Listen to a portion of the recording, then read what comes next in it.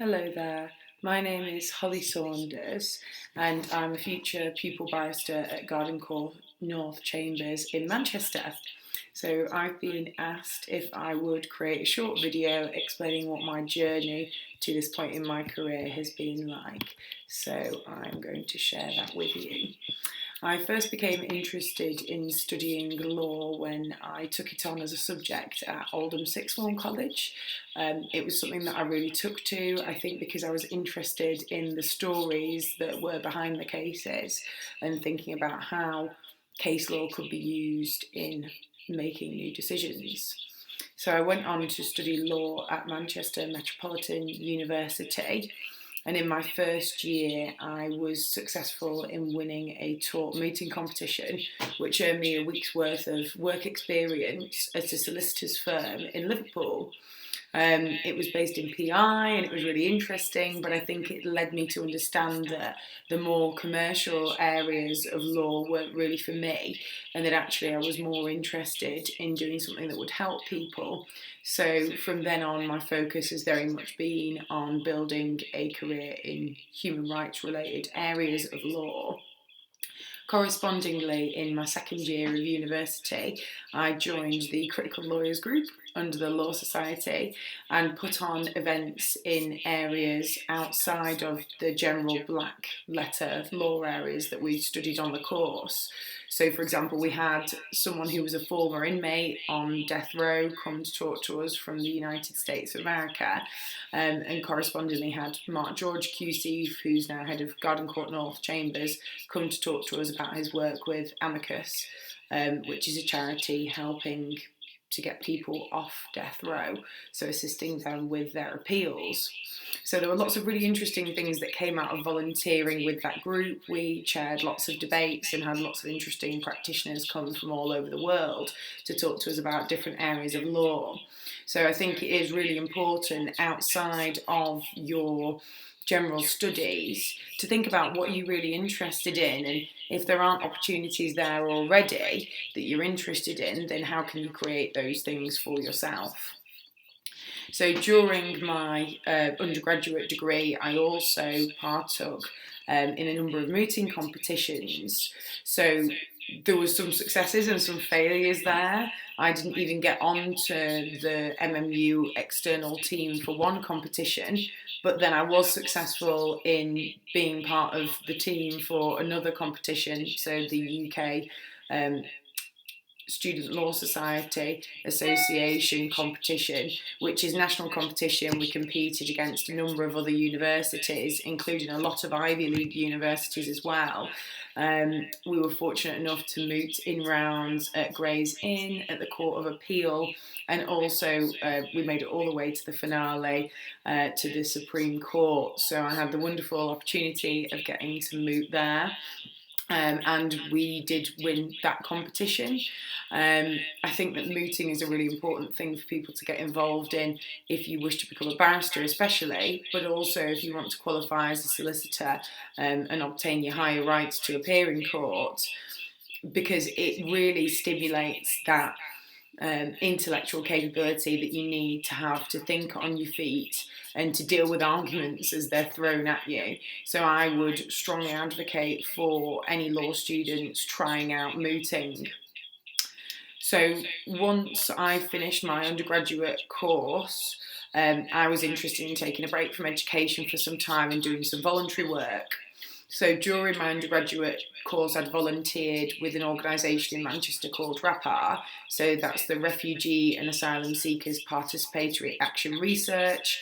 As part of that role, I did casework and supported people who were in detention or who were otherwise appealing Home Office decisions for deportation, or who'd had their asylum appeals refused. We also did some work lobbying inquests where there had been alleged Article 2 breaches where people had been denied healthcare within detention. So there was lots of interesting stuff that happened there.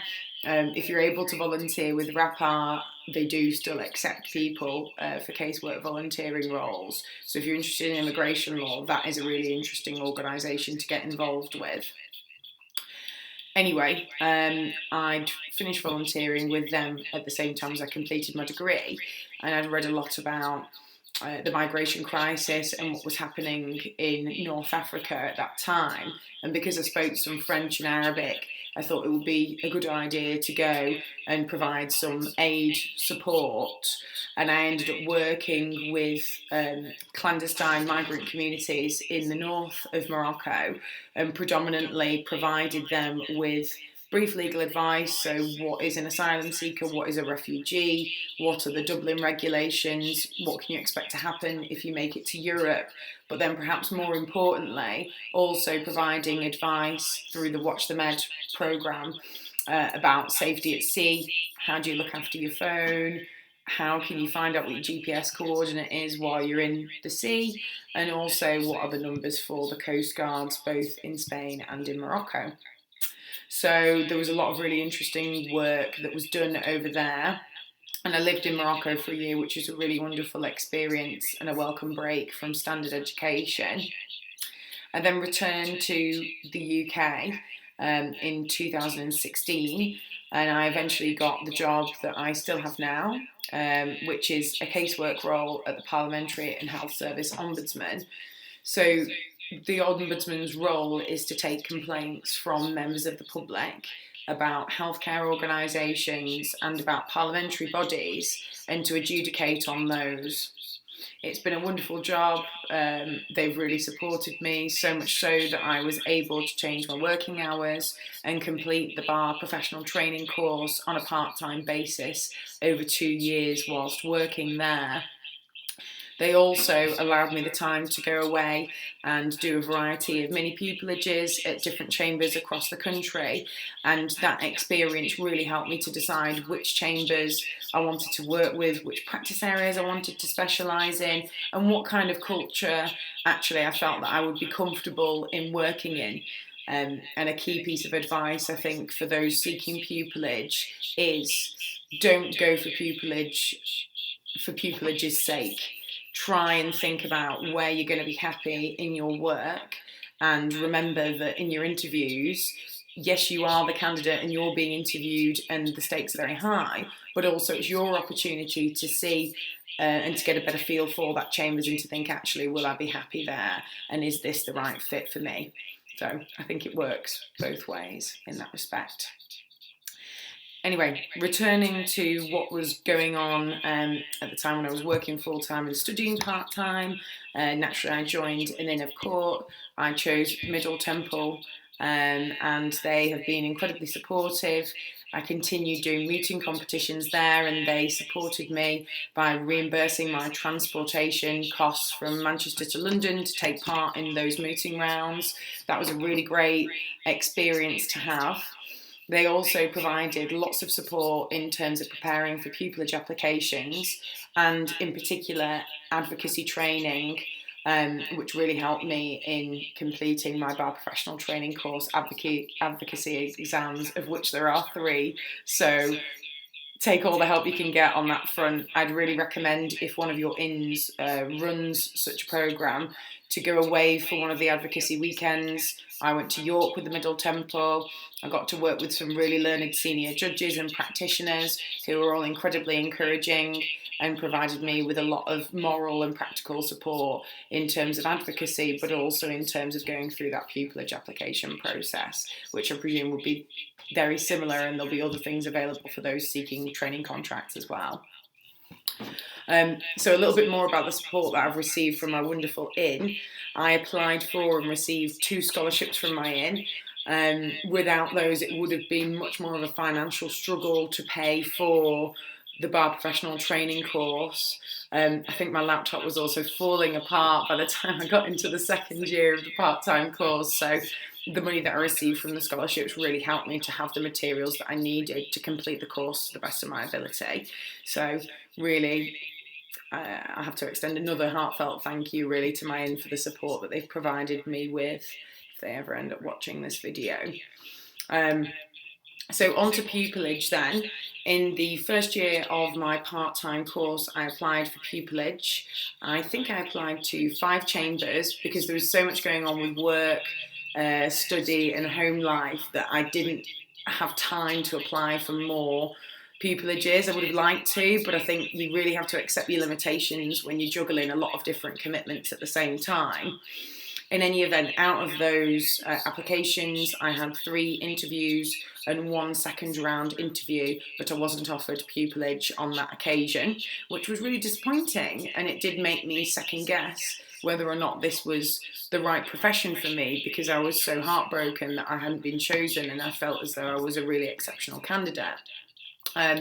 However, I picked myself up, dusted myself off, completed the bar professional training course, obtained a VC, so that's very competent, sort of like a B level, which is really fortunate because that means that I had a good shot of getting pupilage with that grade. I was called to the bar in October of last year, and then I started the pupilage application cycle again in November. And from that point, I applied to many more chambers this time because I wasn't studying anymore, so I had a lot more time to dedicate to the applications. I made sure they were really bespoke and tailored to each individual organisation that I was applying to. So I applied to, I think, 14 chambers this time round, and I had 4 interviews, 2 second round interviews, and then I was offered 1 pupilage at Garden Court North, which I accepted with very little hesitation. I've worked with barristers from Garden Court North on a number of different projects over a number of years, stretching back to when I started university at MMU in 2012.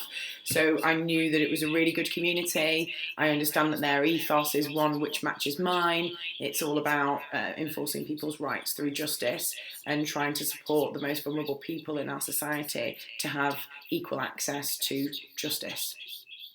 So it was really a dream come true for me to be offered a pupilage at that chambers. However, I think it's really important to note that I would never have got to the stage where I was being offered pupilage without accepting and asking for the help and support of a number of people from a number of different organisations. So turning to my request for advice that I would give to my younger self, looking back, and points of advice which I hope will be useful to you too. Never be afraid to ask for help. There's a great tradition within the legal profession of paying help forward. It's very well adhered to, so don't be afraid to ask. The people that you're asking for help will have received help when they were very junior in their careers as well. So please reach out for help, and I'm sure it will be forthcoming. I'm happy for you to contact me on LinkedIn if you have any questions or if you need any support. So, you know, at least there's one person who is willing to provide you with some support there. Don't be deterred by rejection is my second piece of advice. We all face rejection in our careers, and we need to develop the resilience to bounce back and to try again next time, to learn from our mistakes. So correspondingly, it's really important, if you can, to ask for feedback if you've been rejected for anything, a job application, an internship, a pupilage. Try and get that feedback, take it on the chin and grow with it, and then you've got much more of a chance of succeeding next time you apply. And then finally, this is a really important piece of advice for me, and one that I suppose I had to learn the hard way. Never forget that you are good enough. You can succeed, because it's hard work that breeds success, not your background, not where you went to school or university. It's all about what you put in. And just believe that you can do it, because you really can. As long as you ask for help, as long as you work hard, you apply yourself and you're dedicated, then you will achieve what you want to achieve within the legal profession. I hope this has been helpful. Thank you very much for your attention, and I hope to meet you at some point in the future. All the best. Bye-bye.